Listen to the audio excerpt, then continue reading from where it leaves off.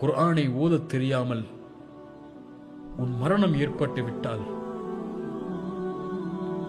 அல்லாஹி அதுதான் இழிவான மரணத்திலேயே இழிவான மரணம். குர்ஆனை ஓதத் தெரியாமல் மரண நேரத்தில் எப்படி லா இலாஹ இல்லல்லாஹ் என்று சொல்லுவாய்?